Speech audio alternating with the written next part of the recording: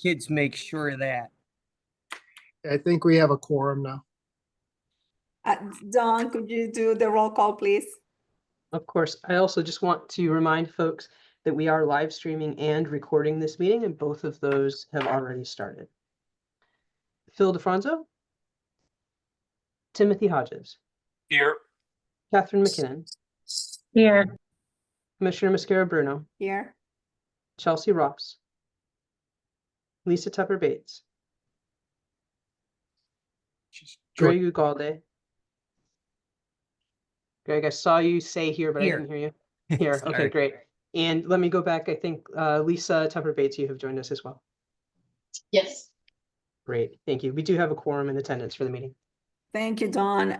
Good afternoon, everyone. It's 3:02. I'm going to call the meeting to order of the Lincoln Housing Tax Credit QAP Task Force. The first item on the agenda is going to be Pat, right? Yes, what we're going to do is this is just a continuation of where we left off at the last task force meeting. We were in the process, Terry was in the process of talking everybody through the intended changes. So I'm going to ask Terry to pick up where you left off at the last meeting. And again, we'll field questions as you have them. Just either shout out or raise your hands and we'll get right to you. Go ahead, Terry. Terry, on mute. All right, thank you very much. So before we get started, I think the first thing we'll head to is financial efficiency and sustainability. But before we go there, I wanted to just sort of tie up the loose ends around supportive housing and the discussion we had about the populations, making sure we didn't leave anybody out, and we made available those supportive units for the folks who need them from various agencies. So on under rental affordability, which is just ahead of that, Dawn, if you'd go back a couple pages, the very first thing we had was some changes to, nope, back Would down. you be so kind to make it a little bigger? That's great. Thank you, Terry. I thought it was just me that I couldn't read. I So know, it's so small. hard to see. So hard to see. Okay, so if you would scroll down, Dawn, to rental affordability after threshold requirements, when past that grid of points, and when we get to describing the points, It should be page 18, Dawn. yeah. Thank you.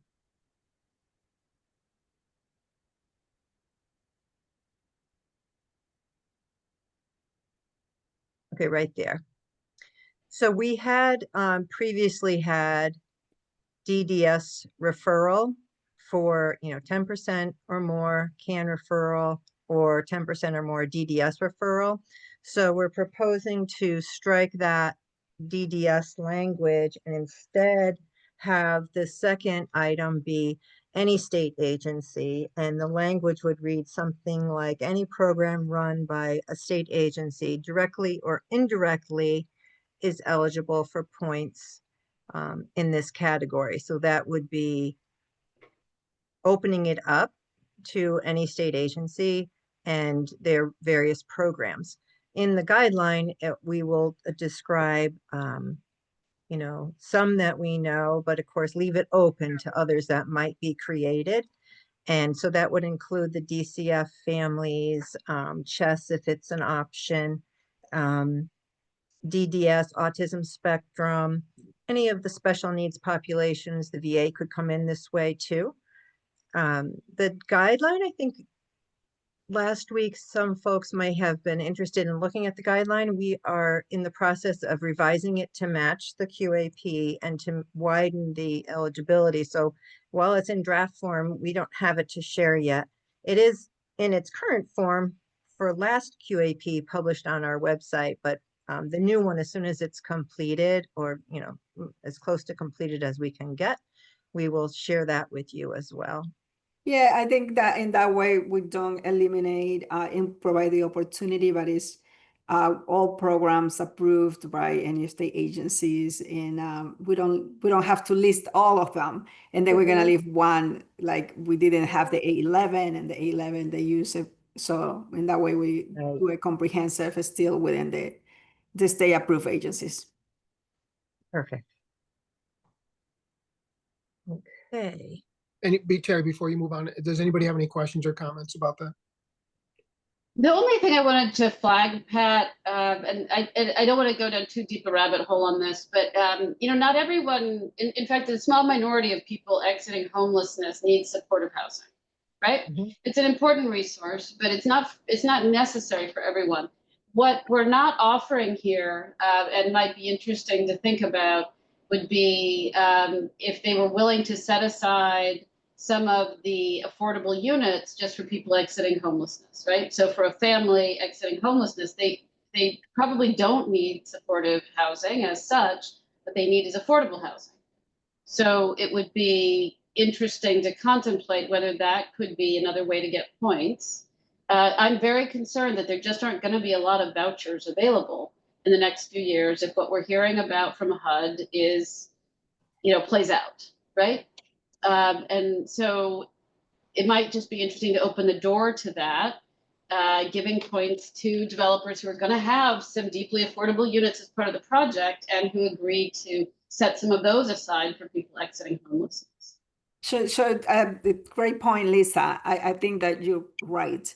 And maybe what we could do is to, on those 30%, because not everybody needs supportive services, as you say, but if they're getting out of shelter and they have some income, they're probably going to be on the 30% or 50%. So it will be more specific and say, if set aside, I don't know about a number, but it's a set aside of the 30 and 50% for people coming out of homeless without supportive services, they get a couple of points. Because in that way, they don't use, because I was a developer, so I know that I used my units at the lower end with the supportive units, and I gave vouchers or rental assistance or anything else that I can do. So I think that if we could do something like that, I don't know, because it goes into the supportive housing units. If you can include that Okay. other 2 points and do some description that they don't need to have a service provider for that. Okay. Can do that. But that's a great point, Lisa. Okay, we can, I think we were all set with rental affordability the last time we talked this through. This was the one category we wanted to have a further discussion around. So we can now move to the financial sustainability. There we go. This one. Okay, perfect. So we've tried to tighten this up too, this section, to allow for the fact that cost efficiencies are critical, because the more units we can create, the better off we are, and that's our goal. So we've increased points for cost effectiveness and hard costs. Right now it says 3 points here, but this should be 4. And we've increased points for credits per qualified bedroom. We've indicated that in order to earn the points for hard cost effectiveness, you have to have a general contractor's estimate, because we've seen that when a cost estimator or a consultant comes in, it's not accurate, and changes will occur when the general contractor, who's going to actually do the work, provides their bid, and costs go up. So in order to get these points, you have to have a contractor. And again, this should say 4. And scrolling down a little bit, the credits per qualified bedroom, we are ranking the credits now. Instead of just saying 1 gets, 5 points, and we're clarifying that 5 will be awarded. 5 developments will have the opportunity to receive an award. The lowest credits per bedroom would have 5, and the 5th lowest would have 1. So there's some incentive to try to have the lowest credits per bedroom and achieve the greatest amount of points, but recognizing that some will still be able to have some points. There's more incentive in this area now. Scrolling down again. Mary, in terms of the cost certifying the cost. I mean, we've engaged construction managers, I guess, at this point, but you wouldn't have let out the general contract at this point before you even apply for the tax credit. So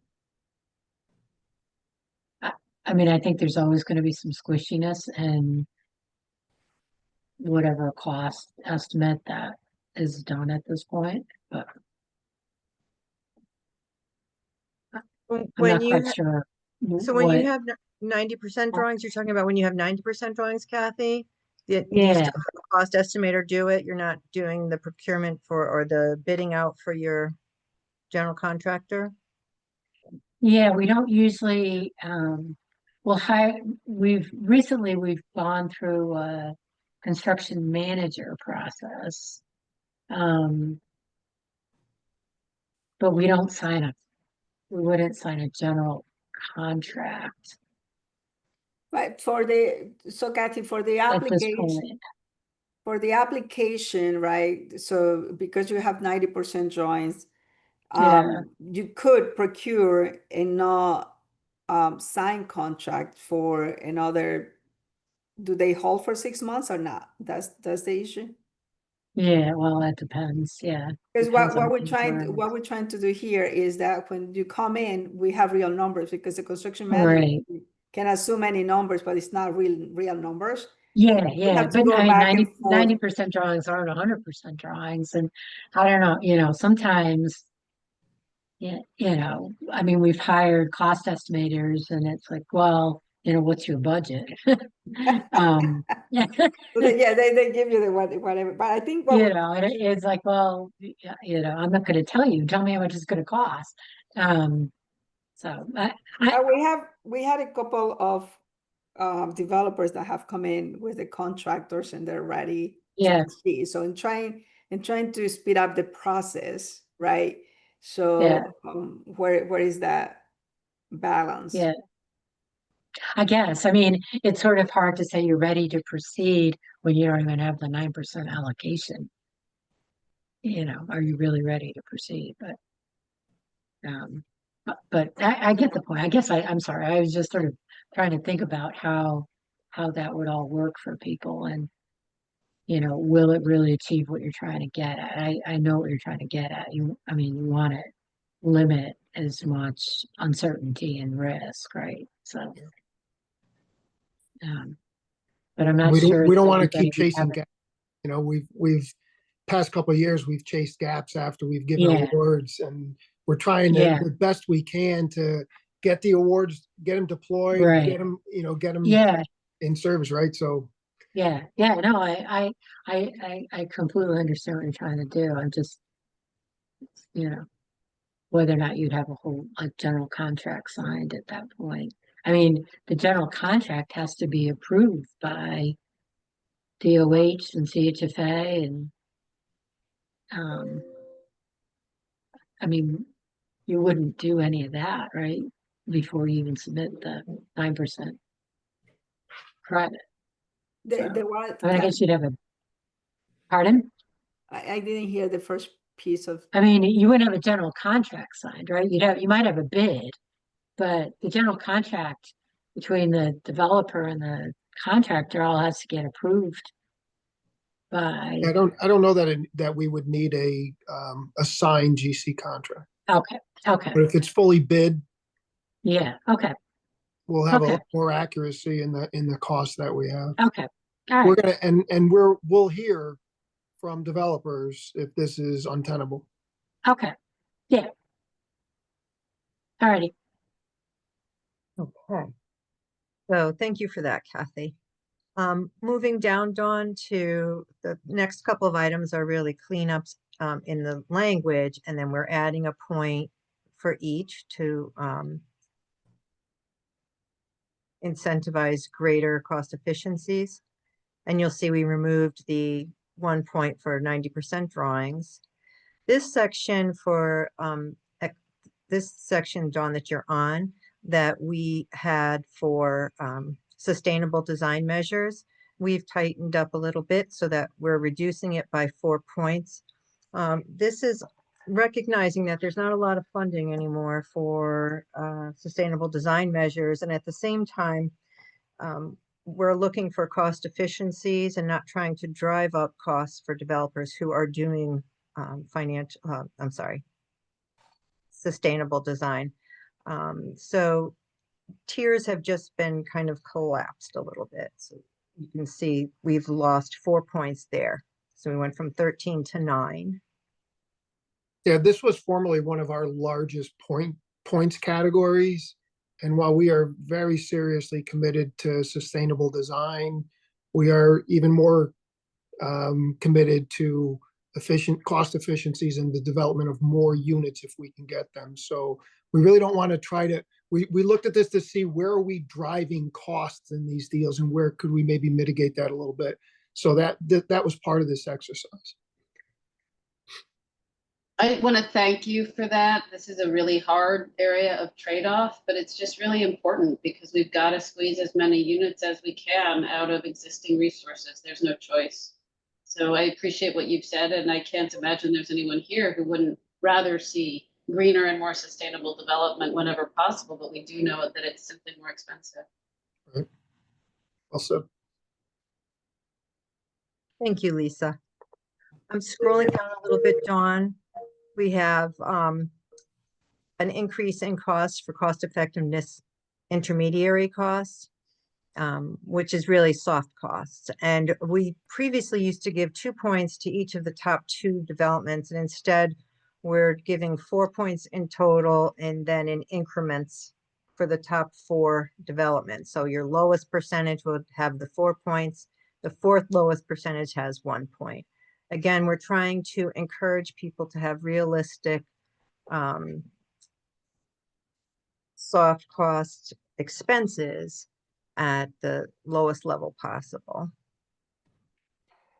That gets us to our next section of local impact. This was previously tied to the C&D policies plan and their priority map, and we've recognizing that that's all changed. And in fact, they'll be looking to, just eliminate the priority funding areas. We have focused instead on access to infrastructure. This is an important component of creating development. So if there is existing or planned sewer service, existing or planned water service, and local bus service, there's 1 point for each of those criteria for a total of 3. Previously, it was a total of 5.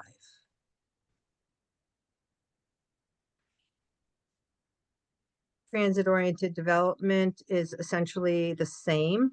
There's some cleanup in language here, but it's a maximum of 4 points that can be awarded for proximity to transit and then amenities.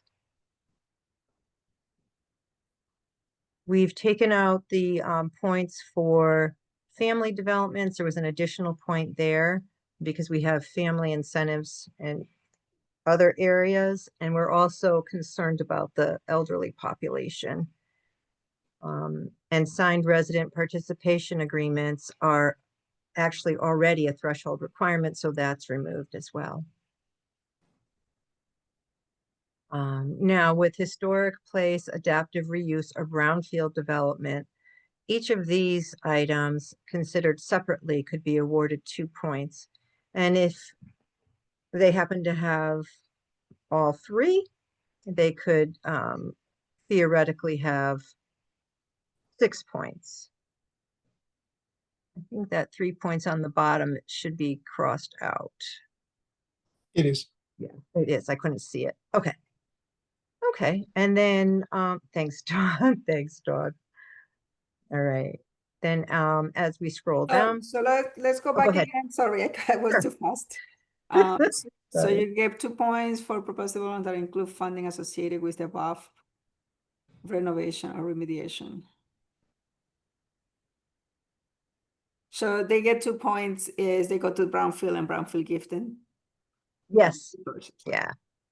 And they get 2 points if If they have a clean site, which we're defining as a a site that's free of environmental contaminants or hazards and is delivered prior to the development. So it's not included in the development budget. It would be, for example, the city is going to complete the cleanup and then transfer the site to a development, just as an example, to the developer.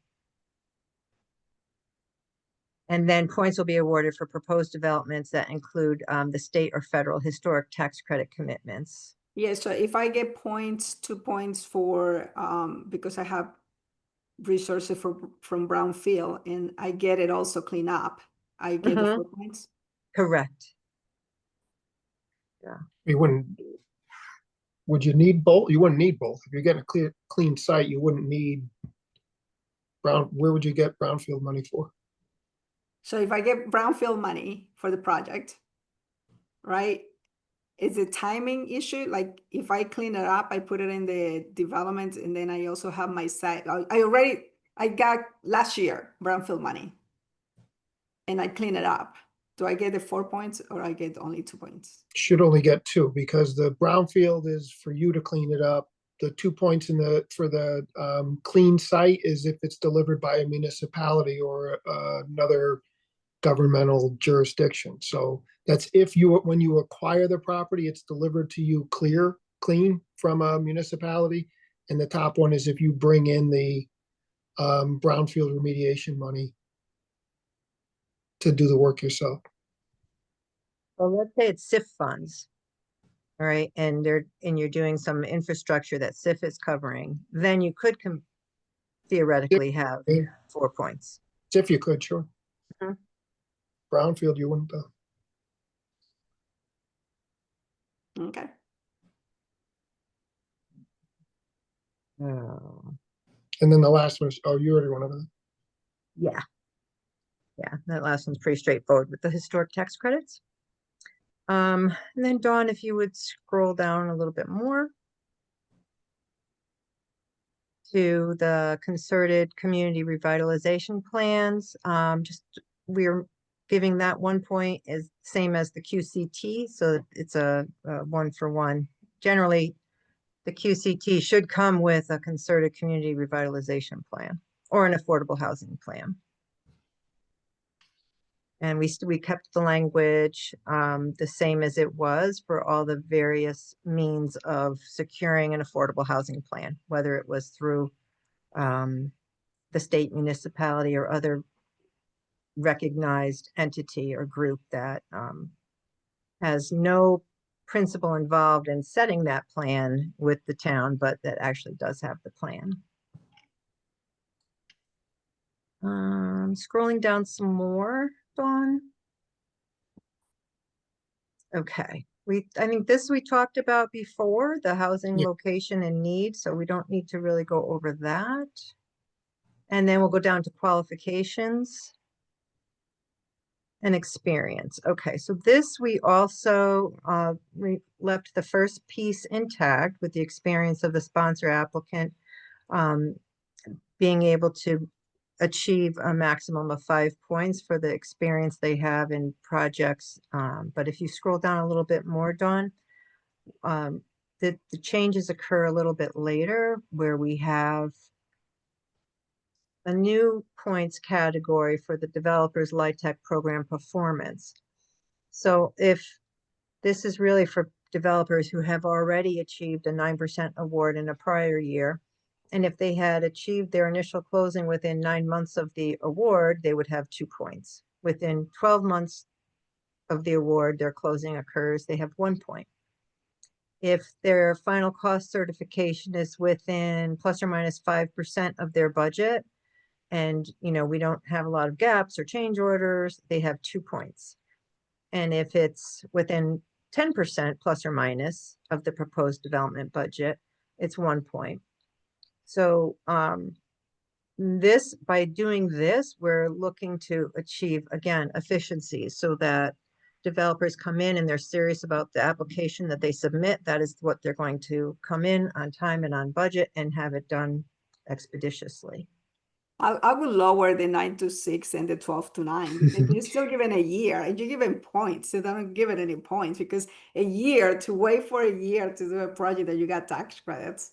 Well, let me ask Deb a question. Deb, what's the fastest we've seen closings? You don't have to give developers names, but what's the fastest we've seen from award to close? Is 6 months, it's just 6 months? Is that Six and achievable? yeah, we make awards at the end of April. We've seen one particular developer close 3 times in October. So about 6 months. And plus you don't want to maintain the level that we wanted to push them a little harder. Yeah. You want to give some incentive. You don't just want to keep them at the same just to make sure that they are there. So you want to give that incentive. So I will do. Well, if I could be honest, it's a little difficult because the board doesn't meet in August. Right. So we have that very long time until September, between July and September. And once we go to board and get a board approval, we can close within about, 45 to 60 days if the developer and the investor cooperate. But I think that's why we settled on 9, because in order to make 6 months, we do have to go to board in July, and that is a little bit aggressive to get everybody to board in July. Yeah. I still think that you should push. Well, we can lower it from 9. I mean, we don't have to go with a quarterly amount. We can pick whatever we want. If we wanted to go with 8 and 11 or 8 and 10, we could use whatever number of months we want. So do 8 and 10. 8 and 10? Yeah. I'm good with 8 and 10. And again, this was more to get people to close these things within a year rather than waiting 2 and in some cases 3. I think last year everybody closed within 12 months, Deb? Just one didn't. No, we still have 2 that have not closed. Okay. So for like outliers like that, we're trying to push them back to within a year's time. So you got that there, 8 and 10? I got that. Yep. All right. Okay, and then the developer has to be in compliance with all other matters in order for those points to be awarded. Okay. Then women and minority participation and Connecticut-based general contractor, both of those were removed from points incentives this year. The first one largely hasn't achieved the results we've been looking for. And the second one is really not something that we could, I think, support if we had to, if somebody comes in from another state because of the way the statutes are now. Yeah, anybody would have to be registered in the state of Connecticut to do work. Mhm. So we also, along the borderlines of our state, we want to make sure that we're not eliminating some contractors that might be able to perform at better prices. Okay, and then that was it for the points items. Our compliance, the rest of the QAP addresses compliance and tax exempt bond financing. There's no real changes proposed there. We've really just cleaned up the points items and tried to drive our incentives now to achieving our priority goals.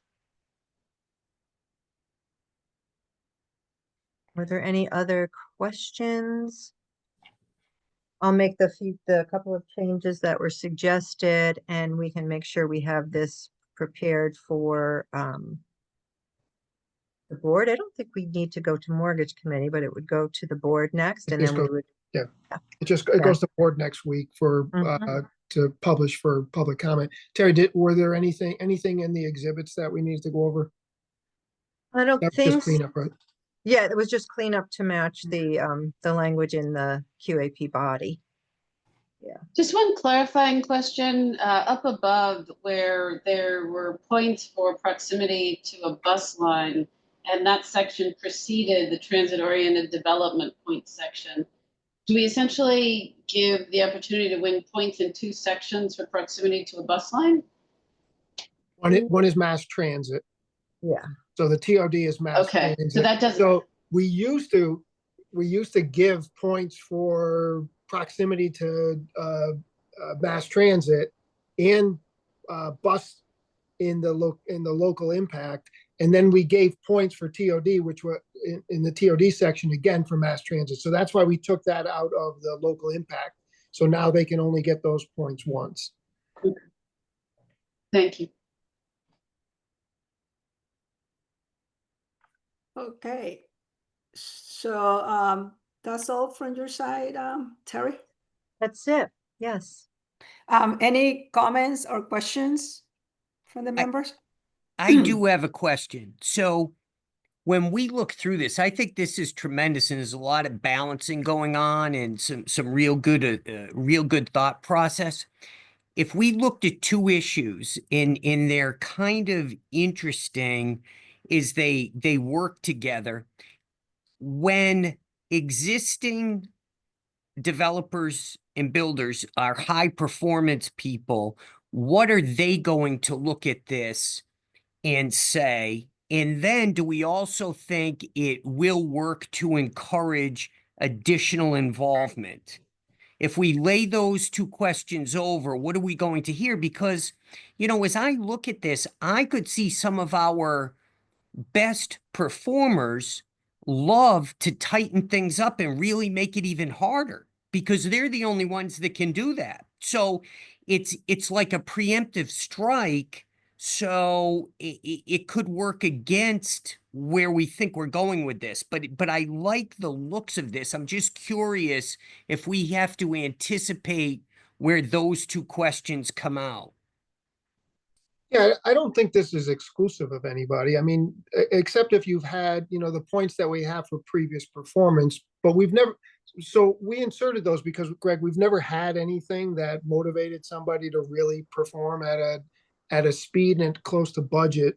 So this is our first foray into that. And so, yes, that may not work in favor of somebody that's just walking into this process for the first time. As I said on our last call, it's very, very difficult to just all of a sudden start becoming a tax credit developer. Usually you'll either have a partner that's just, partner up with somebody that's a tax credit developer, or you'll have been in the industry for a long time, so you'll understand how everything works. And I don't think it works against somebody like that. A couple of points here or there, but the projects, we're trying to also keep this at the project level so that the projects are what dictate who gets what points. And again, with the mindset that with everything eating away at the efficiency of our credits, we wanted to try to get back to as much efficiency as we can. So tried to carve off some of the things that would make the deployment of our credits less efficient.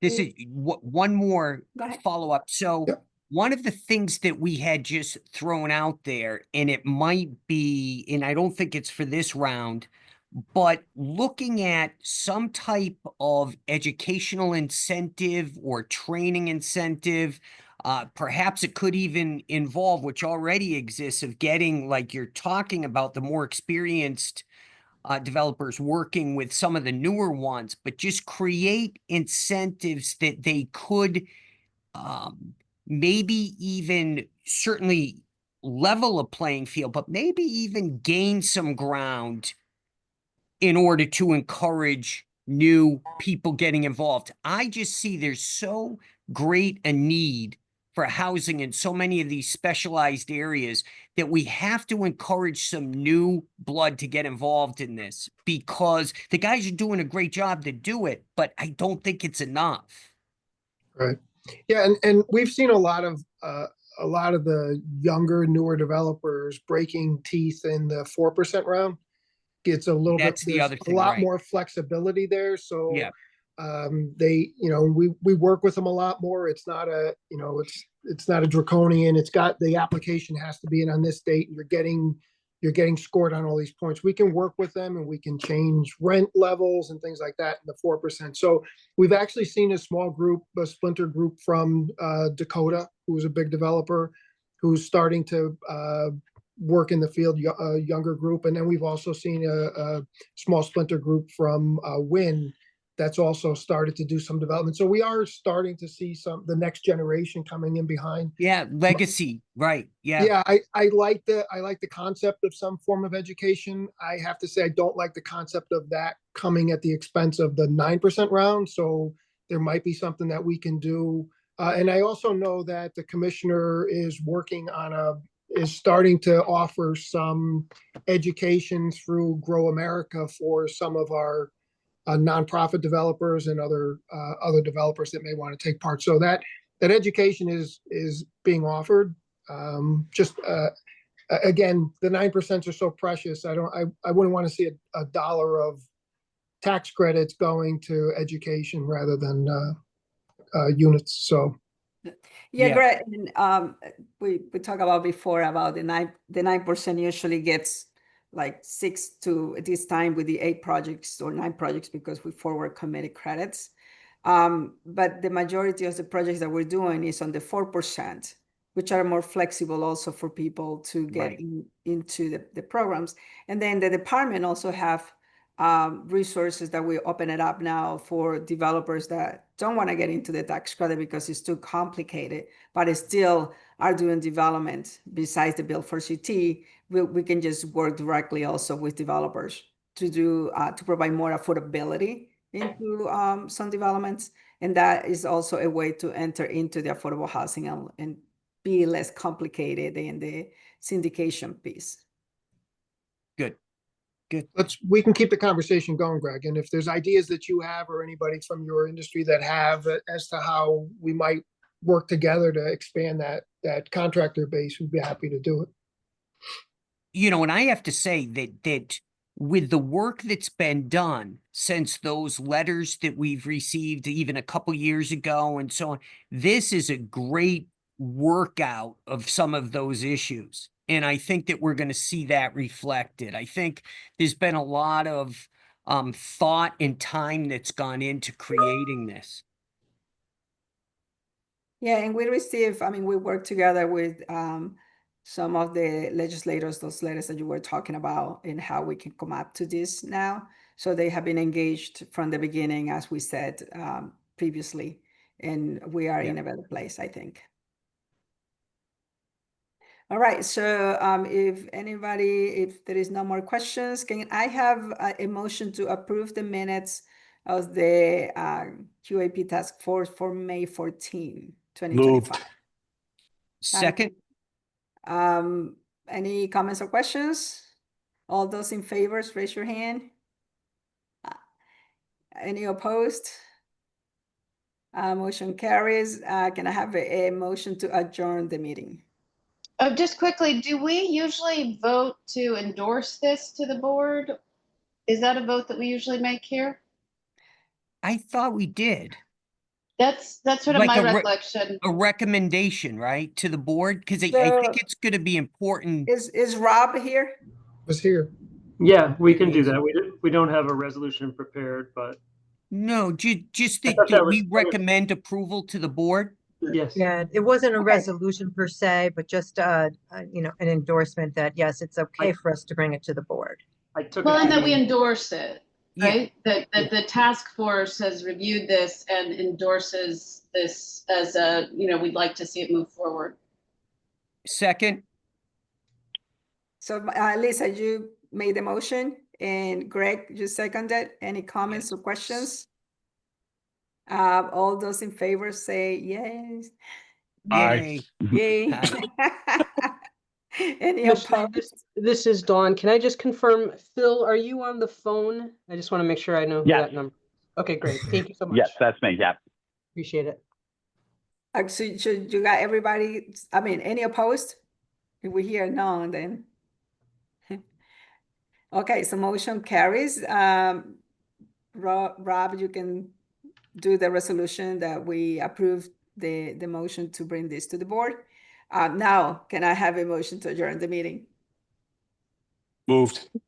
Second, Thank you. All those in favor to go home, say aye.